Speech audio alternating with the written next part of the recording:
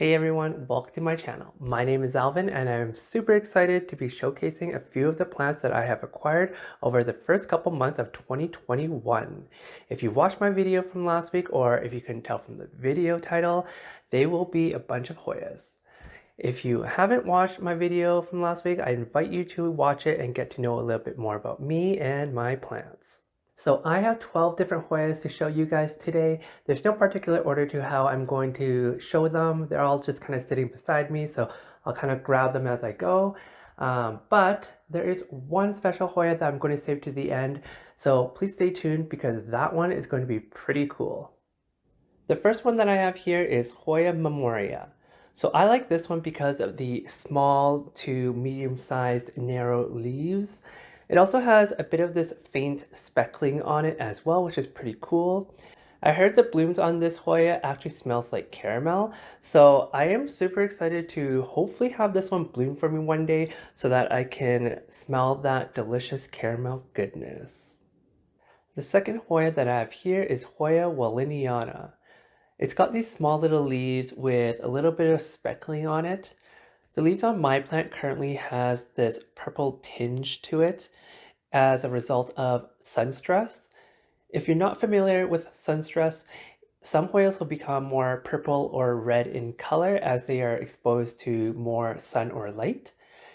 It's easier to achieve this look in the summer because you can just move your plant to a sunnier location. If you do move it to a sunnier location, just be careful not to put it too close to the window where it's getting that harsh rays where it could burn the leaves. If you don't have a sunny spot to move your Hoya and you want to try to achieve this look, an alternative would be to put it under some grow lights. I had mine under there, which is kind of where it's getting that sun stress from, but I've since moved it out and to another location, but it's maintained a bit of that purple look, which is pretty cool. And yeah, this one is doing pretty good in my care so far. It's currently putting out this new leaf at the top here, so that's pretty exciting.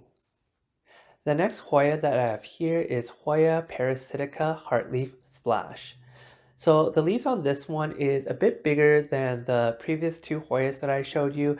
The leaves are a bit wider and it's also got this kind of heartleaf shape to it, which is why I'm assuming it's called the heartleaf variety. It's also got a bit more prominent speckling on it as well. Some people refer to that as the splash.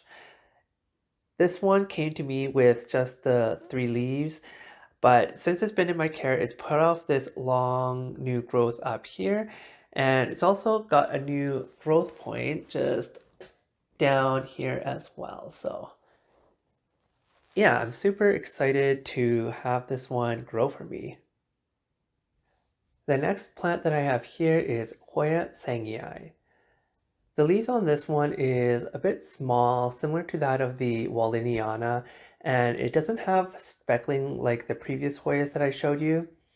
The leaves on this one is interesting because the older growth down here seems to be a little bit small and stubby versus the top leaves up here, which is the new growth, is a little more long and slender.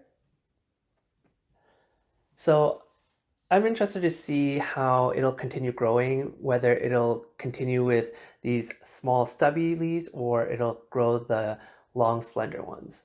Who knows, it might be a mix of both, which actually would be pretty cool. And I also bought this one because the leaves get this nice dark margin around the edge of the leaves as it gets sun stressed. I currently don't have this one under grow lights, but it did come to me with this sun stress. But this, I've actually noticed that the leaves down here have started fading to a green color.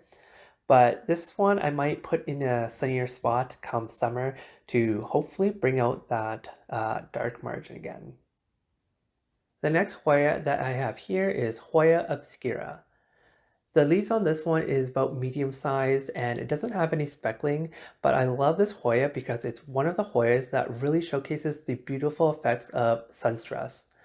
I have this guy sitting in a bright indirect spot, so it's not getting that intense light for it to get sun stressed, but it did come to me with a little bit of that sun stressing. It's mostly faded back to green, but you can still slightly see a hint of red in the leaves still.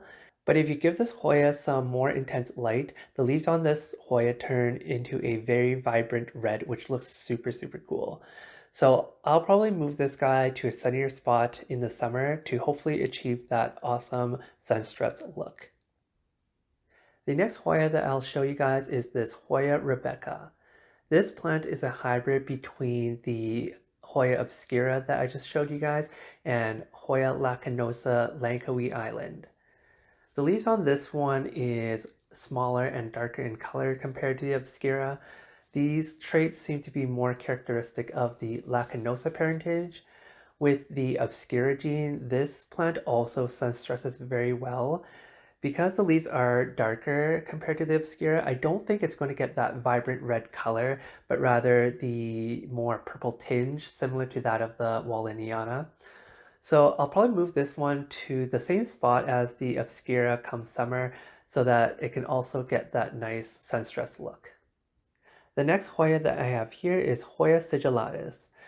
The leaves on this one is pretty cool. It's got these small slender leaves with a nice amount of splash on them.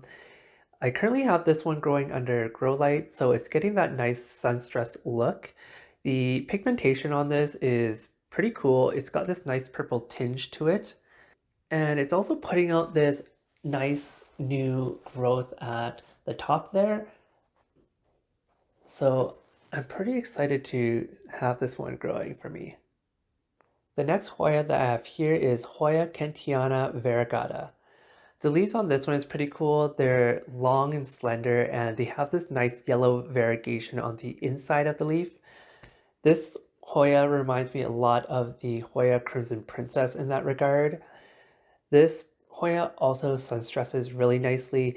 The yellow variegation turns into a nice pink red hue. This Hoya is also the only Hoya in my collection right now that is in soil. The other Hoyas in this haul are currently in sphagnum moss, but I like to grow my Hoyas in semi-hydroponics and all my other Hoyas are currently in that setup. If you are not familiar with semi-hydroponics, or what some people also call passive hydroponics, it's basically growing a plant in a soilless medium like leca, and then a nutrient solution fills up the bottom third of the pot where it gets wicked up to the roots and the plant via capillary action. So if you're curious or interested in semi-hydroponics or you're considering doing it yourself but don't know where to start, I am planning to film a video of the conversion process from soil and from sphagnum moss into semi-hydroponics. So please consider subscribing and hitting the notification button to be notified when it's up. But just a quick tip on that. I do find Hoyas and philodendrons are really good test subjects to see if you like semi-hydroponics. I find that these two genuses are a little bit more forgiving of the conversion process. The next one that I have here is Hoya Caudata Sumatra. I bought this plant because the leaves on this one are super unique. This is the first Hoya that I've encountered that have fuzzy leaves. And also the edges on this leaf are kind of ripply. And if you also haven't caught on, I really love my Hoyas that have unique leaves or splash. And this also has that nice speckling to it as well. So I didn't know this at the time that I bought this, but after doing some research online, this Hoya can get sun stressed. And because it has that darker green color similar to the Sigillatis and the Walliniana, it gets that nice purple tinge to it. But yeah, this one has been doing pretty good in my care so far. It's put out this nice long tendril over here, and it's also put out this nice new growth on the side over here as well. So yeah, this one has been growing pretty well for me, and this one I might consider putting under grow lights or moving to a sunnier spot come summer to hopefully bring out a little bit more of that sun stress look. The next one that I have here is Hoya Callistophylla. This one is cool because instead of the splashy leaves like all the other Hoyas that I've showed you, this one has a really nice dark veining to it.